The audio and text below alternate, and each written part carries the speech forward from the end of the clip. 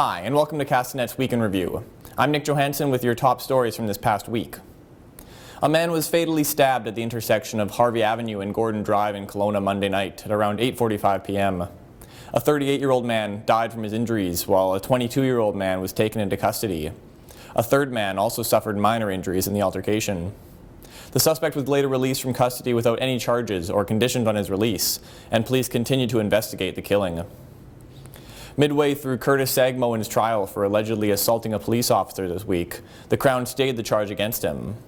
While it's not clear why the charge was stayed, 3 new charges were then filed against the notorious North Okanagan man for allegedly breaching his prior probation conditions on April 26th. He was released from custody on Wednesday, and he's set to next appear in court on May 5th. A group of Okanagan and Shuswap cannabis businesses filed a lawsuit against the province this week, alleging the government has allowed illicit cannabis to be sold on local First Nation reserves. The plaintiffs include 14 local cannabis retailers, listed as numbered companies in the suit. They claim that since cannabis was legalized, the government has allowed unregulated retailers to sell cannabis on First Nations land, which has undercut the regulated sellers. The suit is seeking at least $40 million in damages from the government.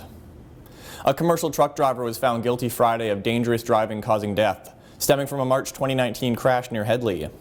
While Andrei Malyshev didn't exceed the 100-kilometer-hour speed limit when his truck flipped over and hit Alana Dunn's oncoming car on a curve, Judge Shannon Keys noted that he was well in excess of the 60-kilometer-hour caution sign on the curve. Dashcam footage in the truck also showed he had crossed the middle line on the highway 27 times on his drive from Delta to Oliver that night. Malyshev will be back in Penticton Court for a sentencing at a later date. And on Monday, Crown prosecutors in Kamloops confirmed they are seeking to have Jayden Eustache labeled a dangerous offender or long-term offender. Eustache was one of the so-called 5 guys accused in the gruesome 2018 killing of Troy Gold. Eustache and 3 of his other co-accused pleaded guilty to manslaughter in the drug world slaying, while the 5th was acquitted.